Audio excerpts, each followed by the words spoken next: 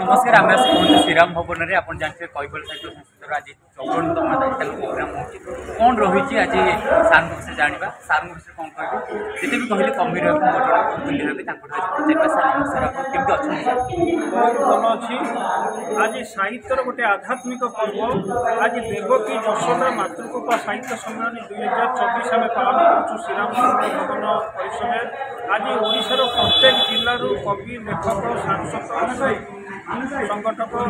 एवं चित्रशिल्पी नृत्यशिल्पी कंठशिल्पी सांबादिक मैंने योगदान करें बहुत आनंदित आज युववर्ग मैंने आध्यात्मिक स्वर में निजक परिचालित करने आज साधुसंत मैंने वार्ता दौरान ओडिशार श्रेष्ठ साहित्यिक मैंने वार्ता दौरान साहित्य मूल्यबोध भित्तिक साहित्य होगा आवश्यक समाज जितेबाला आज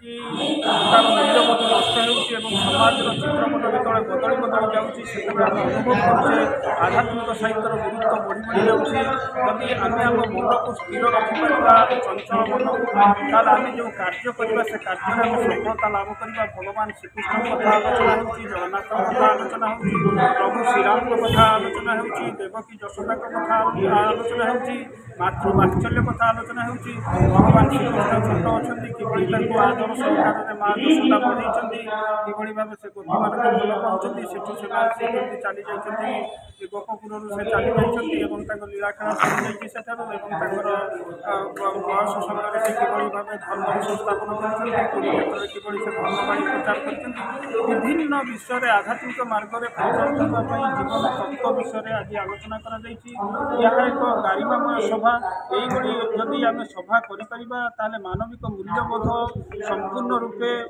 मानविक मूल्यबोधर सुरक्षा कर आज जितेबाला युववर्ग मैंने चिंता करें कौन करवा दरकार से आमको आनंद कि अधिक अधिक मिल पारे जितेबाला कौन अनुष्ठान आध्यात्मिक अनुष्ठान आपको सम्मान दौरान आप उपवेशन कर आध्यात्मिक शब्द लिखुं आध्यात्मिक बाणी प्रदान कर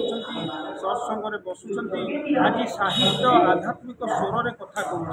ये युग को आम आध्यात्मिक साहित्य युग बोली कहूँ सुवर्ण युग साहित्य सुवर्ण युग कहते अनुभव अनुभूति साहित्य युग बोली कहते आज कैबल्य साहित्य संसद विश्व रेकर्ड करें ओडिशार 13,400 जन को संबोधित कर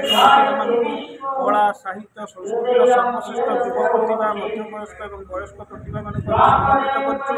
साहित्यर जो दिग को स्पर्श करने कथा आध्यात्मिकतार जो दिग को स्पर्श करने कथा आम करुँ यह हूँ मातृकृपा सम्मिलन अर्थात माँ मान आशीर्वाद पाइबापी आज सब सन्त मैंने बाणी प्रदान कर वरिष्ठ साहित्यिक मैंने बाणी प्रदान कर समस्त चरित्र को परिवर्तन कर स्थिर चित्तर समस्ते भावे आगामी दिन में सबुठ आनंद मुहूर्त कौटा आध्यात्मिक साहित्य आलोचना चक्र सबुठ आनंद मुहूर्त आज ये आनंद मुहूर्त को दिन सर आपको नमस्ते केमती लगुच आज कैबल साहित्य मास्टर दिनटा आम गोटे बहुत बड़ गौरव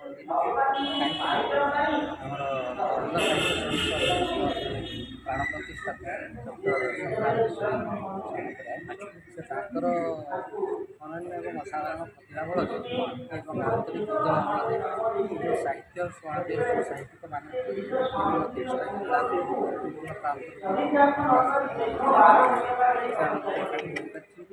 एवं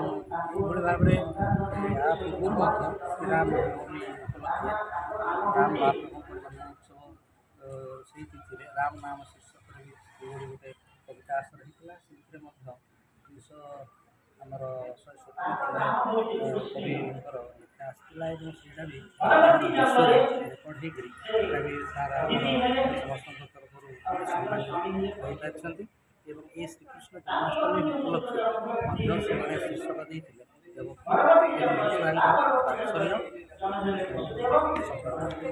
ये शीर्षक को लेकर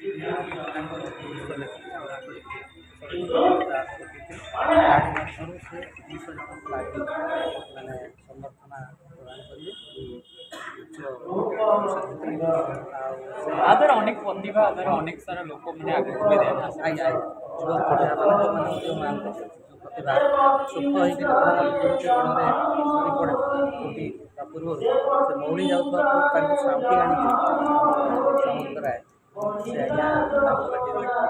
प्रचेषा द्वारा से आज लोकलोचन को आसीपार उत्साहित करके जो कार्यक्रम से जो अनुष्ठान करध्यम बहु कवि माने लोकलोचन को आसवे और कविता से पाठ होला समस्ते खुशी लगे मो ना बाबुल पत्र। अच्छा कौन रही आप आज अवार्ड पाइले केमती लगे आवार्ड तो कैबल्य साहित्य कैबल्य साहित्य संस्कृतर देवकी यशोदा मातृकृपा साहित्य केते लगुच खुशी लगुच द्वितीय बार पाइले बहुत बढ़िया लगुच या पूर्व कटक सारू कौन कह चाहिए सारू कौन कहे सारू तो अशेष धन्यवाद मैंने कहीं सी एत आरेंज करके लोक डाक कंठशिल्पी मैंने लेखक जो मैंने कविता लिखुं समस्त को सम्मानित कर सारू बहुत बहुत धन्यवाद। अच्छा केमती लगुच बहुत भल लगुच एक्चुअली संग्राम कार्यक्रम मुख्य जे रही अच्छा बहुत बहुत धन्यवाद देवी कहीं या पूर्व मसरे आमर धबलेश्वर लिंगराज सम्मानित करते युव कंठशिल्पी सम्मानित करते आगु प्रयास जारी रखिए केमती लगे आप मातृभूमि मातृभाषा ममता जाओ प्रति जन्म ज्ञानी गणरे गणिता अज्ञान रही कहीं तो ये गोटे सुंदर प्रचेषा जो मैंने सुंदर भाव में साहित्य को सम्मान दिखती साहित्य द्वारा निजर पेट पाटण पोषती से डाकी सुंदर भाव में प्रयास कर सम्मानित करने निश्चित भाव में ये गोटे भल